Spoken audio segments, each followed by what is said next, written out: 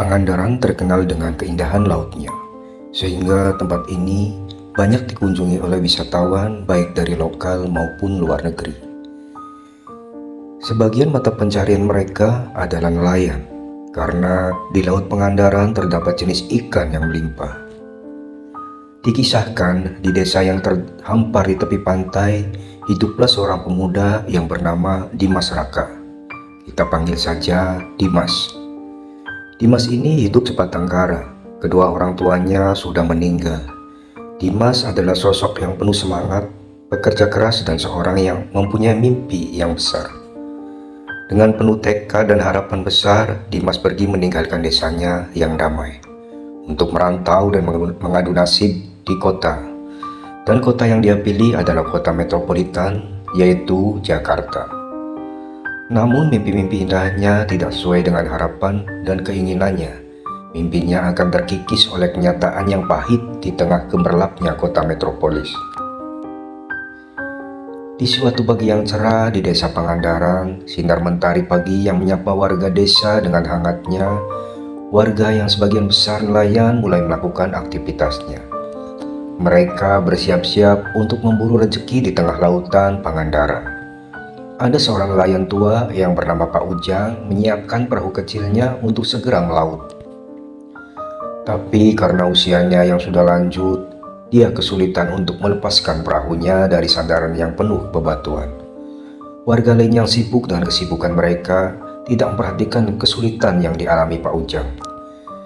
Di antara keramaian itu ada seorang pemuda yang berhati baik. Ya, dia adalah Dimas. Melihat kebingungan Pak Ujang, tanpa ragu Dimas bergegas mendekati nelayan tua tersebut. Dengan senyum ramahnya dia menawarkan bantuan. Dan dengan tangkasnya dia melepaskan perahu dari sandaran dan mendorong bersama Pak Ujang ke tengah untuk disiapkan berangkat melaut. Setelah perahu sudah siap untuk berangkat, Pak Ujang tersenyum dan mengucapkan terima kasih pada Dimas. "Terima kasih banyak Dimas, kamu memang pemuda yang baik." Dimas pun membalas tersenyum dan berkata, "Tidak masalah Pak Ujang, saya selalu senang untuk membantu." Lalu Pak Ujang menatap Dimas dan berkata, "Kamu tahu Dimas, hidup di desa ini memang tidak selalu mudah, tapi akan menjadi mudah jika kita saling membantu satu sama lain. Betul begitu kan Dimas?" Dimas pun mengangguk setuju. "Iya betul Pak Ujang." Setelah sedikit ngobrol, kemudian Dimas menceritakan niatnya pada Pak Ujang tentang rencananya untuk meninggalkan kampung desa halaman ini. Seketika itu juga Pak Ujang terkejut. "Oh, betulkah kamu akan meninggalkan desa ini? Kemana kamu akan pergi, Dimas?" Dimas menghela napas ringan dan menjawab, "Saya berencana merantau ke kota Jakarta, Pak. Saya ingin mencari peluang baru dan belajar hal-hal baru di sana." Dan Pak Ujang pun memahaminya. "Oh, begitu. Semoga niatmu dimudahkan, Dimas. Jangan lupa tetap menjaga hati dan sikapmu di tengah kerasnya kota Jakarta." Dimas pun mengangguk dan tersenyum. "Terima kasih Pak Ujang, saya akan selalu mengingat nasihat Bapak." Dan Pak Ujang pun segera meluncurkan perahu kecilnya ke laut. Kemudian Dimas pun kembali ke rumahnya dengan langkah penuh optimis. Di dalam rumah kecil yang sederhana itu, Dimas mengemas barangnya dengan hati-hati untuk mempersiapkan diri untuk perjalanan ke Jakarta besok, yang dimana akan menjadi pintu gerbang baru bagi kehidupannya. Menjelang sore sehabis asar, Dimas pergi mengunjungi makam kedua orang tuanya. Di sana, di antara batu nisan yang teratur, terbalinglah makam orang tuanya yang telah begitu lama meninggalkannya. Dimas pun menundukkan kepala sambil mendoakan kedua orang tuanya. Dan seketika itu dia teringat kembali masa-masa bersama orang tuanya. Ayah Dimas adalah seorang jawara di kampungnya. Dia memiliki ilmu bela diri yang mumpuni khas Jawa Barat, yaitu silat. Dia sangat disegani di desanya. Dari kecil hingga dewasa, Dimas Raka juga digembleng bela diri silat hingga keahliannya hampir menyamai ayahnya. Dan kemampuan silatnya selalu diasah sampai sekarang. Dikala Dimas menginjak dewasa, tragedi itu pun terjadi. Ketika ayahnya sedang berlaut, tiba-tiba cuaca buruk datang dan beberapa perahu nelayan mengalami tenggelam, termasuk ayahnya Dimas. Ayah Dimas pun meninggal dunia. Dan karena kesedihan yang berlarut-larut, ibunya juga mengalami sakit hingga menyusul ayahnya. Dimas pun hidup sendirian tanpa orang tua dan saudara, karena dia merupakan anak tunggal. Dan tidak terasa, air matanya menetes melewati kedua pipinya, sambil membersihkan rumput yang tumbuh di sekitar makam kedua orang tuanya, menciptakan suasana yang bersih dan damai. Kemudian dengan nada yang rendah dan penuh hikmat, Dimas pun berbicara. "Ayah, ibu, saya datang untuk mengucapkan pamit. Saya akan pergi merantau ke kota Jakarta. Hal ini saya lakukan untuk mencari pengalaman dan kehidupan yang lebih baik. Terima kasih atas segala cinta dan dukungan yang kalian berikan selama ini. Saya berjanji akan menjaga nama baik keluarga dan mencapai impian yang kalian harapkan untuk saya." Setelah mengunjungi makam orang tuanya, Dimas keluar dari pemakaman dengan langkah mantap dan penuh optimis. Dia pun merasa sebelum meninggalkan kampung halamannya, dia harus berpamitan kepada kerabat dan tetangganya yang telah menjadi bagian penting dalam hidupnya. Kerabat dan tetangganya pun memberi semangat dan doa kepada Dimas agar di perantauan dia menjadi orang sukses di masa depan. Dan mereka pun mengingatkan Dimas agar dia tidak lupa akan desa kelahiran dan kerabat serta tetangganya setelah kelak sukses di perantauan. Setelah berpamitan, Dimas pun kembali ke rumahnya, meskipun dengan berat hati akan meninggalkan desa kelahirannya. Dia terpaksa tegar dan bersemangat demi menyongsong masa depan yang lebih baik dan lebih indah. Di rumahnya yang sederhana, Dimas bangun lebih awal dari biasanya. Dia menyiapkan segala sesuatunya dengan teliti dan cermat, memastikan bahwa dia siap untuk perjalanan yang panjang buat masa depannya. Tasnya sudah terisi penuh dengan barang-barang yang dibutuhkan di dalam perjalanan. Dalam hati Dimas terdapat pikiran yang campur aduk antara kegembiraan dan kecemasan tentang apa yang akan dihadapi di kota metropolitan nanti. Kerabat dan pemilih Dimas berkumpul di rumahnya untuk melepaskan pemuda baik tersebut. Mereka mengucapkan selamat tinggal dan doa restu pada Dimas. Wajah mereka penuh dengan perasaan antara kebanggaan dan kekhawatiran terhadap pemuda kesayangan mereka tersebut yang akan menjelajahi dunia perantauan di luar kampung halamannya. Di luar rumah, warga desa tetangganya sudah mulai pada berkumpul untuk mengucapkan selamat tinggal dan doa restu pada Dimas. Mereka membawa hadiah kecil dan ucapan terima kasih kepada pemuda yang sering menolong orang itu. Hal ini membuat haru Dimas Raka karena dia merasa dihargai dan dicintai oleh warga desa kampungnya. Ketika waktu untuk berangkat tiba, Dimas berdiri di depan pintu rumahnya, menatap sekali lagi sekeliling desa yang telah menjadi tempat tinggalnya selama ini. Perasaan campur aduk antara sedih, kehilangan, dan kegembiraan yang mendalam. Namun dengan tekad yang teguh dan penuh semangat, dia melangkah maju dengan langkah pasti dan optimis, di mana dia siap untuk mengejar impian barunya di kota Jakarta. Singkat cerita, setelah perjalanan yang panjang dan melelahkan, Dimas Raka akhirnya tiba di terminal Pulau Gadung, yaitu terminal yang berada di kota Jakarta. Terminal ini terkenal angker dan dihuni banyak preman yang ganas. Dimas pun turun dari bus. Dia merasa agak gugup dan gemetar, merasakan adrenalin yang memompa dalam dirinya, yang merasakan bergejolak di dalam hatinya. Karena kegembiraan bercampur kekhawatiran akan apa yang akan dia temui di kota yang baru baginya.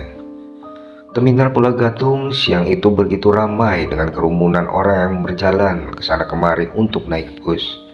Dan ada juga yang baru turun dari bus seperti Dimas tersebut. Suara kendaraan bermotor dan klakson mobil pun menambah kebisingan terminal tersebut.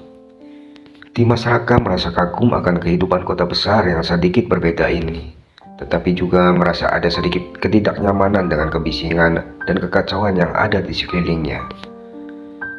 Tapi tekad Dimas sudah bulat untuk terus maju apapun rintangannya. Semua akan dia hadapi dengan penuh semangat dan rasa optimis yang tinggi. Dia mengumpulkan keberanian dan fokus pada tujuannya. Dengan terselang-sela yang dia gendong di punggungnya, Dimas berjalan ke arah keluar terminal Pulau Gadung mencari petunjuk untuk langkah selanjutnya dalam perjalanannya. Karena Dimas di sini tidak mempunyai kerabat ataupun kenalan, dia melangkah sendiri tanpa ada yang mengarahkannya. Dia benar-benar tidak tahu dan belum pernah tahu kota Jakarta tersebut. Karena Dimas baru pertama kali menginjakkan kakinya di kota metropolitan ini. Saat Dimas akan keluar dari terminal, tiba-tiba seorang supir bajai mendekatinya dan tersenyum ramah menawarkan jasanya. Dan supir bajai itu pun bertanya, "Bang, tujuan kamu mau kemana? Saya bisa antar kamu kemanapun di kota Jakarta ini." Dimas Raka menjawab, "Saya baru kali ini datang ke kota Jakarta dan ingin mencari tempat tinggal untuk sementara. Saya juga ingin mencari pekerjaan." Supir bajai pun mengangguk tanda mengerti. Supir bajai ini kelihatan orang yang baik dan bersedia membantu Dimas. "Oh iya, kalau begitu kenapa tidak menjadi supir bajai saja, seperti saya? Ya, untuk sementara, sambil mencari pekerjaan lain yang kamu sukai." Dimas pun memikirkan tawaran supir bajai itu. Dia berpikir itu bisa menjadi batu loncatan untuk mendapatkan pekerjaan yang lebih baik. Dia akan mendapatkan penghasilan sementara sebagai supir bajai untuk lebih mengenal kota Jakarta ini. "Ini ide yang bagus, terima kasih atas sarannya, Bang. Saya akan mempertimbangkan tawarannya." Supir bajai pun menjawab, "Tidak masalah, saya ada setiap hari di sini. Kalau nanti butuh bantuan atau bertanya tentang suatu, saya siap membantu." Dan dengan seketika itu juga supir bajai menyodorkan tangannya untuk memperkenalkan diri pada Dimas. "Perkenalkan, nama saya Anton." Dan Dimas pun menerima sodoran tangan Anton. Dia pun menjawab, "Oh ya, nama saya Dimas Raka, panggil saja saya Dimas." Anton ini berperawakan agak pendek dan berbadan gemuk. Usia Anton ini lebih tua dari Dimas. Dan kala itu Anton pun berpesan pada Dimas, "Hai Dimas, hati-hati kamu di sini ya. Apalagi kamu sebagai orang baru, banyak copet dan preman yang ganas di terminal ini," kata Anton. Dimas pun menjawab, Iya, baik-baik. Saya akan berhati-hati dan selalu waspada. Saya ucapkan terima kasih banyak atas nasihatnya." Setelah mereka selesai mengobrol, Anton pun mengambil tas Dimas dan membantu menaikkan di atas bajai. Lalu mereka pun berangkat mencari penginapan sementara yang terdekat dan termurah untuk Dimas. Selama di perjalanan, Anton menceritakan sedikit tentang kerasnya kota Jakarta dan memberikan beberapa nasihat serta saran kepada Dimas. Tidak lama kemudian mereka tiba di penginapan yang sederhana, cukup murah tapi kelihatan sangat nyaman. Anton membantu mengangkat tas Dimas turun dari bajai dan menunjukkan tempat untuk mendaftar di penginapan tersebut. "Ini penginapan yang cukup nyaman dan harganya terjangkau. Semoga kamu betah di sini," kata Anton. Dimas Raka sekali lagi mengucapkan terima kasih kepada Anton. Dia merasa berhutang budi atas keramahan dan bantuan orang asing tersebut. Dan akhirnya Dimas pun mengisi kamar yang sederhana tapi nyaman tersebut. Dia berbaring dan beristirahat dengan pulasnya karena seharian dalam perjalanan mungkin dia merasa sangat capek. Dan keesokan harinya Dimas kembali ke terminal Pulau Gadung dengan penuh semangat. Dia mencari Anton di kerumunan supir bajai yang sedang mangkal menunggu penumpang. Setelah agak lama mencari, Dimas akhirnya menemukan Anton yang sedang beristirahat sebentar di sudut terminal. Dimas pun berkata, "Saya sudah memikirkan tentang tawaran abang untuk menjadi supir bajai. Saya mau mencobanya." Anton pun sangat senang mendengarnya. "Bagus sekali Dimas. Saya merasa senang karena kamu mau mencoba. Tidak ada salahnya mencari pengalaman baru, bukan? Tapi sebelum itu kamu harus tahu dulu cara mengendarai bajai." Tanpa ragu, hari itu juga Anton mengajari Dimas cara untuk menyupir bajai. Setelah beberapa latihan singkat di sekitar terminal, akhirnya Dimas pun sudah mahir menyupir bajai. Mungkin karena Dimas orangnya cepat untuk menyerap ilmu dan otaknya cukup pandai. sehingga dia tidak butuh waktu lama untuk menyupir bajai tersebut. Dan besoknya Anton mengenalkan Dimas kepada bos pemilik bajai untuk mendaftar menjadi supir bajai. Dan setelah dicoba untuk menyupir bajai, akhirnya Dimas diperbolehkan untuk membawa salah satu bajai milik bosnya itu. Dan pada hari itu juga Dimas mulai menarik bajai di sekitar terminal Pulau Gadung. Tidak lama berselang, ada seorang penumpang pertamanya di hari ini. Senyum bahagianya tidak bisa disembunyikan ketika dia mengantarkan penumpangnya ke tujuan dengan cepat dan aman. Ketika sudah sore sekitar pukul 4.30, Dimas mencoba mencari Anton di sekitar terminal untuk bersama-sama mengembalikan bajai dan menyetor uang setorannya kepada bosnya. Namun ketika dia menemukan Anton, wajahnya terlihat bengkak dan memar-memerah. Bekas pukulan jelas terlihat di wajah Anton. Dimas terkejut dan khawatir dengan kondisi Anton. "Bang Anton, apa yang terjadi?" Anton menatap Dimas dengan mata dan wajah penuh sakit. Nggak apa-apa Dimas. Biasa, hanya kecelakaan kecil," jawab Anton sambil menyembunyikan tentang apa yang terjadi sebenarnya. Dimas pun tidak percaya dan terus bertanya dan mencecar Anton tentang apa yang telah dialaminya. Akhirnya Anton pun berterus terang dan menjawab jujur pertanyaan Dimas. "Itu Dimas, preman-preman terminal. Mereka meminta setoran yang terlalu tinggi dari biasanya. Dan ketika aku menolak, mereka langsung memukulku," kata Anton sambil menunduk dan menahan rasa sakit. Memang di terminal Pulau Gadung ini setiap yang mencari uang, baik supir, pedagang, dan yang lainnya harus setor uang kepada preman yang berkuasa di sana. Alasannya buat bayar pajak. Padahal hal tersebut termasuk ilegal dan pungutan liar. Rasa marah berkecamuk memenuhi hati Dimas saat dia mendengar cerita Anton. "Saya minta maaf Bang. Seandainya saya tadi ada di sini, pasti saya akan melakukan sesuatu untuk membantu Abang." Anton tersenyum lemah. "Terima kasih Dimas, tidak apa-apa. Tapi saya berpesan agar kamu harus hati-hati dan waspada di terminal ini. Dunia di sini bisa sangat keras, dan saya tidak ingin kamu terluka juga." Dengan tekad yang bulat, Dimas berjanji kepada dirinya sendiri bahwa dia akan melindungi rekan supir bajajnya dari kerasnya preman-preman tersebut. Dia akan menggunakan keberaniannya dan keahlian bela dirinya untuk melawan ketidakadilan yang selama ini terjadi di terminal Pulau Gadung tersebut. Besokan harinya, Dimas Raka kembali ke terminal Pulau Gadung untuk kembali melakukan pekerjaan sebagai supir bajai. Namun tidak lama setelah membawa dan mengantarkan penumpangnya, dia didatangi oleh preman terminal yang sama yang telah menghajar Anton. Di sini ada kepala preman yang sangat kejam dan ditakuti oleh banyak orang. Ia berperawakan tinggi kekar, bertato, dan berkulit agak hitam. Ia bernama Bang Hendrik Black. Dinamai Hendrik Black karena kulitnya dan wajahnya berwarna agak hitam. Tidak ada yang berani dengan Hendrik Black ini. Dia tidak segan untuk memukul dan menyakiti orang yang berani kepadanya. Dan kepala preman ini berkata pada Dimas, "Sudah 2 hari kau menarik bajai di sini kan? Kau tahu aturannya? Bayar setoran atau kau tidak usah narik bajai di sini." Dimas pun menatap preman tersebut dengan tegas menolak untuk tunduk pada ancaman Hendrik Black. "Saya tidak akan membayar setoran yang tidak adil seperti ini," kata Dimas. Hendrik Black pun mendengar dan menatap tajam wajah Dimas. "Kau mau melawan saya? Kau pikir bisa menghindari dari peraturan kami? Kau akan menyesalinya." Dengan nada keras dan tegas, Hendrik berkata.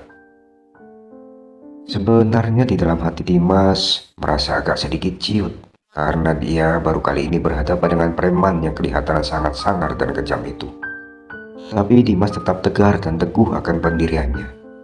"Saya tidak akan menyerah begitu saja. Saya akan melawan ketidakadilan ini dan saya tidak akan membiarkan kalian untuk merampas hak-hak kami," kata Dimas. Keteguhan Dimas membuat Hendrik Black marah. Dia mulai mengancam Dimas dengan kekerasan. Dia mencoba untuk menghentikan praktek pungli yang merugikan di terminal Pulau Gadung ini. Bahkan jika itu harus berhadapan dengan preman-preman yang kejam itu. Tiba-tiba Hendrik mengeluarkan sebuah pisau dan mencoba menggertak dan menodongkan pisau ke arah perut Dimas Raka. Dan Dimas pun berkata, Saya di masyarakat tidak takut dengan ancaman kalian. Saya tidak akan membayar setoran yang tidak adil. Kamu tidak mau membayar seperti ini. Meskipun Hendrik menodongkan pisaunya ke arah wajah Dimas, tapi di masyarakat tetap berdiri tegak dengan sikap yang teguh, di mana dia memilih untuk mempertahankan prinsipnya, yaitu melawan ketidakadilan, bahkan jika itu harus berhadapan dengan bahaya yang besar. Dan ternyata keteguhan sikap Dimas Raka membuat Hendrik Black merasa ragu. Dan akhirnya Hendrik Black meninggalkan Dimas Raka dengan ancaman yang diberikan kepada Dimas. "Oke, lihat saja besok. Kalau kamu tidak mau membayar setoran pada kami," kata Hendrik Black sambil meninggalkan Dimas. Dimas tetap tenang meskipun situasinya sangat berbahaya. Dia tahu bahwa pertarungan melawan ketidakadilan tidak akan pernah mudah, tetapi dia tidak akan mundur. Dengan tekad yang kuat, dia siap untuk menghadapi segala rintangan dan kemungkinan yang akan dia hadapi. Setelah para preman itu pergi, Dimas Raka mengambil napas dalam-dalam, merenungkan apa yang baru saja terjadi. Dimas kembali melangkah ke terminal. Dia siap untuk melanjutkan pekerjaannya sebagai supir bajai. Ketika matahari berada di tengah-tengah kepala, kira-kira pas jam 1 siang, ada seorang anak laki-laki kecil yang perkiraan berumur 12 tahun mendatangi Dimas di terminal Pulau Gadung. Wajahnya penuh dengan kegelisahan dan kesedihan yang mendalam. Dan sambil menangis dia berkata, "Om Dimas, saya anaknya Pak Anton. Saya datang untuk memberitahu bapak saya kritis di rumah sakit. Dia ditikam oleh preman terminal." Kabar itu sangat mengejutkan Dimas, membuatnya terdiam sejenak. Hatinya merasa berat mendengar tentang nasib tragis yang menimpa sahabatnya, yaitu Anton. "Baiklah, baik-baik. Saya akan pergi ke rumah sakit untuk melihat kondisi ayahmu." "Terima kasih Om Dimas, saya datang untuk meminta bantuan. Saya butuh darah. Darah ayah saya banyak keluar saat ditikam tadi. Persediaan darah di rumah sakit sudah habis. Saya berharap Om Dimas bisa membantu kami." Dimas Raka merasa bertanggung jawab atas kejadian yang menimpa Anton, sehingga dia harus segera membantu Anton dan keluarganya. "Tentu saja saya akan berusaha mencari darah yang cocok dengan ayah kamu. Saya akan segera mendapatkannya dan pergi ke rumah sakit menemui ayah kamu. Sampaikan salam saya kepada ayahmu. Saya akan tiba secepatnya di sana," kata Dimas Raka. Dimas kemudian menitipkan bajainya dan segera bergegas pergi ke rumah sakit untuk memberikan dukungan kepada Anton dan keluarganya. Dan tibalah Dimas di rumah sakit. Tapi Dimas dihadapkan dengan kenyataan yang menyakitkan. Dia menemukan Anton sudah tidak bisa tertolong. Anton sudah meninggal. Dan dia merasakan kesedihan yang campur dengan penyesalan yang mendalam. Pertemuannya dengan Anton menjadi kenangan pahit bagi Dimas. Saat itu Dimas duduk termenung di samping ranjang kosong, di mana Anton baru saja dibaringkan di sana. Betapa sia-sia usahanya untuk membantu Anton. Dia merasa kecewa dengan dirinya sendiri. Tapi di tengah kesedihannya, Dimas Raka juga terbakar oleh api kemarahan. Dia tidak bisa membiarkan kematian Anton menjadi sia-sia. Kematian itu harus menjadi tonggak untuk mengakhiri kebrutalan dan ketidakadilan yang terjadi di terminal Pulau Gadung. Dengan hati yang berat dan tekad yang kuat, Dimas meninggalkan ruangan rumah sakit dengan niat yang jelas untuk memastikan bahwa kematian Anton tidak akan sia-sia. Dia akan menggunakan segala cara yang ada untuk memastikan para preman yang bertanggung jawab atas kematian Anton akan mendapatkan balasan yang setimpal. Dengan penuh kemarahan dan demi keadilan, Dimas Raka kembali ke terminal pada malam harinya dan segera mencari gerombolan Hendrik Black yang baru harus bertanggung jawab atas kematian Anton. Dia berjalan dengan langkah cepat melalui lorong terminal dengan pandangan tajam untuk mencari wajah preman yang sangat diingatnya. Setiap langkahnya dipenuhi dengan ketegangan dan keinginan untuk menemui dan menghajar siapapun yang terlibat dalam tindakan keji dan biadab tersebut. Akhirnya, melalui informasi teman-teman supir bajainya, Dimas Raka menemukan markas para preman yang membunuh Anton. Sebenarnya tidak ada yang berani pergi ke markas preman yang sangat ditakuti semua orang itu, tapi tidak dengan Dimas Raka. Dia pergi ke sana dengan tidak ada rasa takut dan ragu sedikit pun, karena pikirannya sudah terbalut kemarahan untuk memberi pelajaran dan menuntut keadilan pada Hendrik CS atas kematian sahabatnya, yaitu Anton. Dia segera memasuki markas tersebut dan dengan hati-hati dia berjalan perlahan sambil mengamati sekeliling dan mempersiapkan diri untuk segala kemungkinan yang terjadi. Di tengah ruangan yang gelap dan terasa penuh dengan ancaman, dia berhadapan dengan ketua preman yang ditakuti, yaitu Hendrik Black, yang merupakan kepala preman yang paling berkuasa di terminal Pulau Gadung. Dimas Raka menatapnya dengan tatapan yang sangat tajam. Hatinya dipenuhi dengan kemarahan yang membara. Dia tidak akan mundur meskipun dihadapkan dengan ancaman terbesar untuk menghadapi preman terkuat serta puluhan anak buahnya. Hei kalian, dengar baik-baik, kematian Bang Anton tidak akan terlupakan. Saya tahu bahwa kamu dan anak buahmu adalah orang yang bertanggung jawab atas kematian Bang Anton. Keadilan akan ditegakkan di sini, dan kalian akan bertanggung jawab atas perbuatan yang pernah kalian lakukan. Hendrik Black yang tak lain ketua preman tersebut menatap Dimas dengan tatapan tajam dan penuh dengan tantangan dan ancaman.